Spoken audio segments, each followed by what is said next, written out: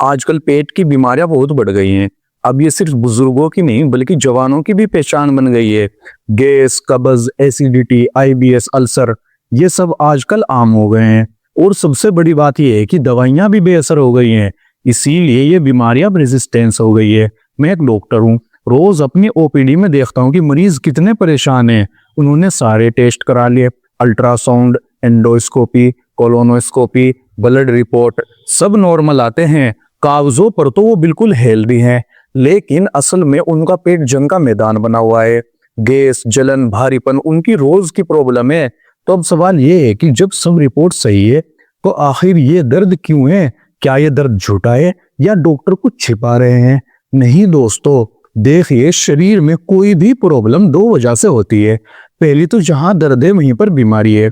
जैसे अगर हाथ टूटा है तो दर्द हाथ में ही होगा, लेकिन दूसरी वजह बड़ी दिलचस्प है। वो ये है कि दर्द तो कहीं और है लेकिन असली प्रॉब्लम कहीं और है। जैसे दर्द तो हाथ में है लेकिन दबी हुई है गर्दन की नस। हाथ तो सिर्फ मैसेज ला रहा है। तो अब यही बात पेट पर भी लागू करें। आपके सारे टेस्ट नॉर्मल हैं तो फिर प्रॉब्लम पेट में नहीं है तो आखिर कहाँ है? मैं आपको एक एग्जांपल देता हूँ। मान लीजिए घर में एक ट्यूबलाइट है जो जल नहीं रही है। आप स्विच ऑन करते हैं, ट्यूबलाइट नहीं जलती है। आप ट्यूबलाइट बदलते हैं, फिर भी नहीं जली। दोबारा बदलते हैं, फिर भी अंधेरा। अब क्या आप बार बार ट्यूबलाइट बदलते रहेंगे? नहीं दोस्तों, क्योंकि अब आप समझिए कि समस्या ट्यूबलाइट में नहीं है बल्कि वायरिंग में है या फिर मेन मीटर में, जहां से पूरे घर को बिजली मिलती है। आपका पेट वो ट्यूबलाइट है, आपने उसकी जांच करा ली है, वो सही है, लेकिन गैस, जलन, भारीपन अब भी है। तो असली प्रॉब्लम है मीटर यानी आपका दिमाग। अगर दिमाग और पेट के बीच की वायरिंग खराब हो जाए या दिमाग गलत सिग्नल भेज रहा हो तो चाहे आप कितनी भी ट्यूबलाइट बदल ले, पेट की ट्यूब ठीक नहीं होगी। अब सवाल ये है कि दिमाग पेट को बीमार कैसे कर देता है जबकि पेट असल में बिल्कुल ठीक है? क्या टेंशन इसकी वजह है या आपके शरीर की कम्युनिकेशन में गड़बड़ी है? और सबसे जरूरी, इस मीटर को बिना दवा के घर पर कैसे ठीक करें, यही हम अगले भाग में जानेंगे। तो अब असली गेम समझते हैं। इसे ऐसे समझो कि हमारा शरीर एक डबल इंजन सिस्टम है। एक है दिमाग और दूसरा है पेट। हमें लगता है कि कंट्रोल सिर्फ दिमाग के पास है, लेकिन सच ये है कि पेट भी कोई छोटा खिलाड़ी नहीं है। हमारा गट स्टमक से लेकर रेक्टम तक सिर्फ खाना पचाने की मशीन नहीं है। इसके अंदर लगभग 33 मिलियन छोटे छोटे नर्व सेल्स होते हैं। मतलब पेट के पास भी अपना मिनी दिमाग है। इसी को कहते हैं एंटेरिक नर्वस सिस्टम यानी सेकंड ब्रेन। ये सेकंड ब्रेन का काम होता है खाने को आगे बढ़ाना, एंजाइम और एसिड का बैलेंस करना, और कब रुकना है कब चलना है ये खुद डिसाइड करता है। यानी पेट अपने लेवल पर काफी स्मार्ट है, बिना पूछे भी बहुत काम कर लेता है। लेकिन अब आता है ट्विस्ट। पेट भले ही स्मार्ट हो लेकिन उसका बिग बॉस अभी भी दिमाग ही है। क्योंकि दोस्तों, हमारा पेट और दिमाग आपस में बातें करते हैं। हमारे शरीर में एक सुपर पावर वाली नस होती है, वेगस नर्व। इसे ऐसे समझो जैसे एक दो तरफा एक्सप्रेस हाईवे जो सीधा आपके दिमाग से पेट तक जाता है और फिर पेट से वापस दिमाग तक सिग्नल भेजता है। मतलब दोनों हर सेकंड एक दूसरे से बातचीत करते रहते हैं। जब हम खुश होते हैं, दोस्तों के साथ हंस रहे होते हैं, चिल कर रहे होते हैं, तब दिमाग पेट से कहता है आराम से काम कर, खाना अच्छे से पचा, सारे न्यूट्रिएंट्स एब्जॉर्ब कर, सब सेफ है। इसे कहते हैं रेस्ट एंड डाइजेस्ट मोड। लेकिन जैसे ही स्ट्रेस आता है, मान लो बॉस ने डांट दिया या एग्जाम का प्रेशर आ गया या फिर कुछ भी टेंशन आ गई, तो दिमाग फौरन अलर्ट मोड में चला जाता है। खतरा है, फाइट या फ्लाइट मोड। और उसी टाइम पेट को ऑर्डर जाता है अभी डाइजेशन बंद कर, ये प्रायोरिटी नहीं है। यही वजह है कि स्ट्रेस में भूख गायब हो जाती है या अचानक मीठा खाने की क्रेविंग शुरू हो जाती है। ये सब दिमाग का खेल है। लेकिन असली ट्विस्ट यहाँ है कि ये हाईवे सिर्फ एक तरफ नहीं चलता, ये पूरी तरह दो तरफा है। मतलब अगर पेट में गड़बड़ हो जाए, जैसे कुछ गलत खा लिया या इन्फ्लेमेशन हो गया, तो पेट सीधे दिमाग को सिग्नल भेजता है कि भाई यहाँ प्रॉब्लम है, अलर्ट हो जा। और फिर बिना किसी वजह के मूड भी खराब हो जाता है, चिड़चिड़ापन बढ़ जाता है, एंजाइटी होने लगती है। यही है असली गट फीलिंग का साइंस।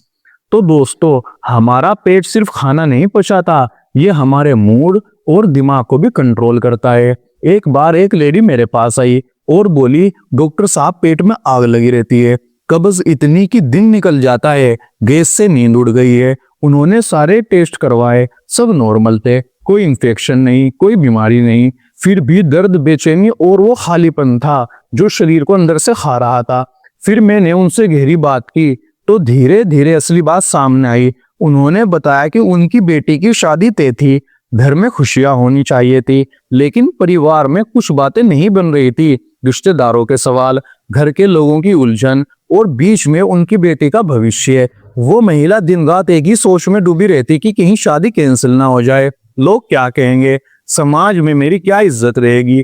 ये सोच, ये डर, ये बार बार उनके दिमाग में घूमता हुआ रिकॉर्ड उनका पेट झेल नहीं पाया, क्योंकि दिमाग और पेट के बीच एक सीधी लाइन है। तनाव आया, एसिड बढ़ा, चिंता बढ़ी, कब्ज हुआ, रात की नींद गई तो गैस ने डेरा डाल लिया। फिर क्या हुआ, फिर मैंने उनको सीबीटी की माइंड रिलैक्सेशन टेक्निक सिखाई, जिससे उनकी सोच बदली और पेट ठीक हो गया, बिना किसी दवा के, बिना किसी ऑपरेशन के, बिना महंगे इलाज के। और ये कोई चमत्कार नहीं है दोस्तों, ये साइंस है। आपका पेट आपकी सोच का आईना है। अब जरा ध्यान से सुनिए, आपको क्या लगता है आपका सबसे बड़ा दुश्मन कौन है? बाहर का खाना, खराब मौसम या कोई खतरनाक वायरस? नहीं दोस्तों, इनमें से कोई नहीं है। आपका सबसे बड़ा दुश्मन है आपके अपने ख्याल। पता है प्रॉब्लम क्या है? हमारा ये जो दिमाग है ना, ये बहुत ही सीधा है।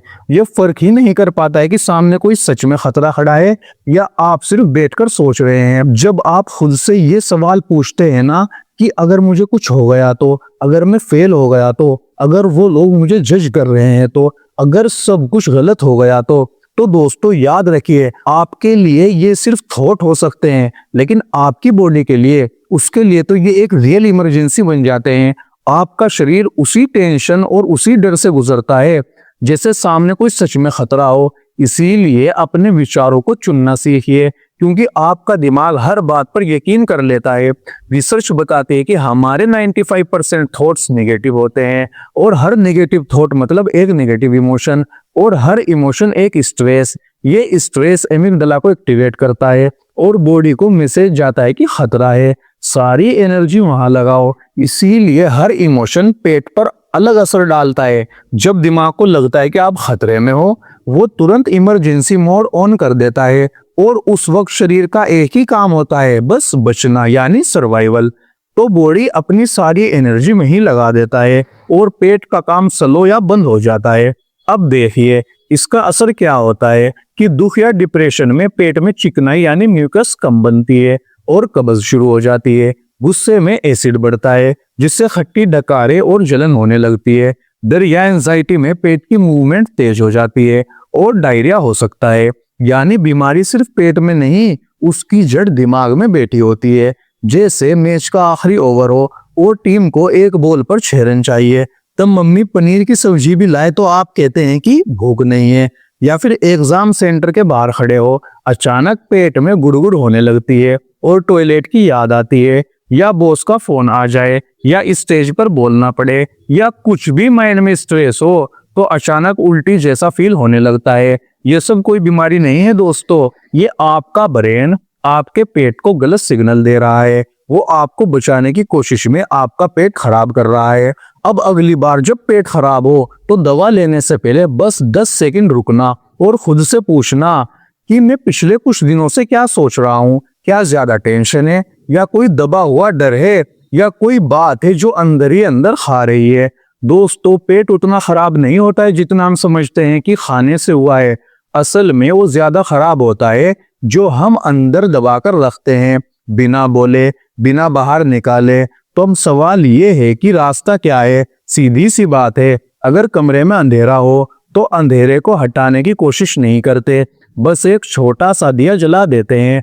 ठीक वैसे ही अगर लाइफ में स्ट्रेस बढ़ रहा है तो उसे दबाने की जगह हैप्पीनेस केमिकल्स बढ़ाने पड़ते हैं। लेकिन ट्विस्ट ये है, ज्यादातर लोग यही गलती करते हैं, वो पेट की दिक्कत को सिर्फ खाना या दवाइयों से ठीक करना चाहते हैं, जबकि असली कंट्रोल तो दिमाग के पास है। सोचिए, अगर आपका दिमाग हर समय खतरा है, कुछ गलत है, इसका सिग्नल भेज रहा है, तो आपका गट कभी भी नॉर्मल कैसे होगा? इसीलिए असली सॉल्यूशन ये है कि अपनी बॉडी को बार बार ये सिग्नल देना कि सब ठीक है, आप सेफ हो और ये सिग्नल बनते हैं डोपामीन, सेरोटोनिन, ऑक्सीटोसिन, एंडोर्फिन जैसे हैप्पीनेस केमिकल से। अब सवाल ये है कि इनको नेचुरली कैसे बढ़ाए। उसके लिए मैंने अपने चैनल पर एक अलग से वीडियो बनाई है जहां मैंने आपको बिल्कुल प्रैक्टिकल तरीके बताए हैं जो आप आज से ही अपनी लाइफ में अप्लाई कर सकते हैं। तो चैनल पर जाकर वो वीडियो जरूर देखें, जिसका लिंक मैंने कमेंट बॉक्स में भी दिया है। क्योंकि जब आप सही तरीके से अपने दिमाग को ट्रेन करते हैं तो शरीर अपने आप हील होना शुरू कर देता है। और याद रखिए, हीलिंग कोई जादू नहीं है, ये एक प्रोसेस है जो अंदर से शुरू होता है। मिलते हैं अगली वीडियो में। थैंक यू दोस्तों।